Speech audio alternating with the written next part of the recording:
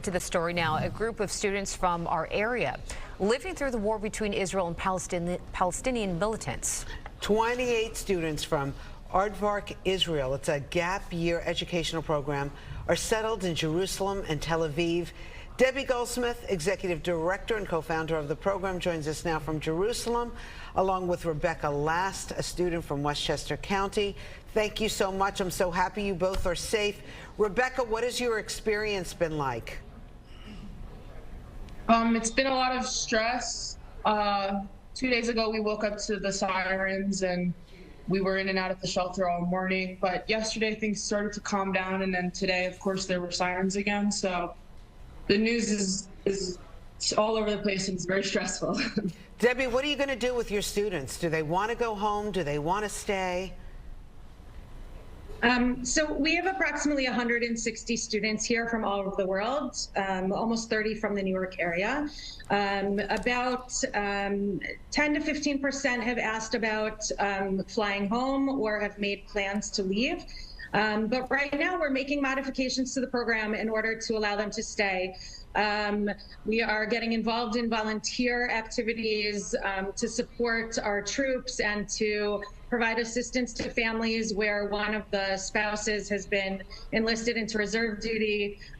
We're seeing a picture here of students yesterday preparing posters for their counselor who was drafted to reserve duty in order to keep the morale up.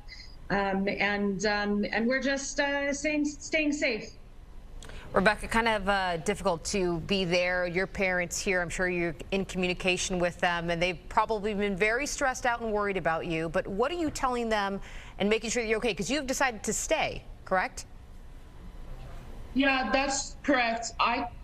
You know, they're of course concerned and they're keeping up with the news, but I came here to Israel to be here and to be a part of it. And so I want to stick it through and I want to be a part of the volunteer efforts. And they support me in that decision, but they've also let me know that at any moment, if I feel unsafe, they'll book me a flight home. And you were seen making those posters for someone that got drafted. You talked to one of those teachers or program directors. What was it like in that conversation, knowing that they're going to be leaving what they were doing to go fight this war? It's scary because I don't know. I have never known anyone personally who is involved in like being on the front lines or in the IDF in general. So to know someone now has made it very real and it's put a lot of stress all over the entire situation. So, Debbie, did you have any students who were attending that concert in the Gaza? No, there was a music festival. It was mainly 20-something-year-olds. None of our students were in the southern part of Israel over the weekend. And how difficult is it getting out of Israel right now? Are a lot of people wanting to leave, or are you thinking most want to stay and help? You know, you've got a little bit of both. I'm hearing about friends who are looking for flights to come here in order to assist, or former soldiers that want to draft back into the reserves. And at the same time, a lot of our students, our foreign students, many of them are looking forward to opportunities to provide assistance in ways that are safe and far away from the front lines. But obviously it's a scary situation. And there are also, as I said, about 10 or 15% of the students who are making plans to temporarily go home until things settle down. And then their plan is to come back. Debbie, I know you've managed this program through difficult times, including war, terrorist attacks, even the pandemic. But how is this attack different from the last ones that you have been through? Quite honestly, Israel knows how to handle rocket fire.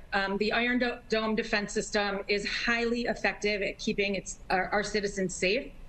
However, this time it's different because Hamas broke through the Gaza barrier and committed heinous crimes of terrorism, attacking people in their homes, kidnapping babies and mothers and grandmothers. I was reading an article about the level of war crime that has been involved. Israel is fighting a war, but Hamas is using terrorist tactics and on a scale that we've we've just never seen. This has been, I read, the largest murderous event of Jews since the Holocaust, since World War II.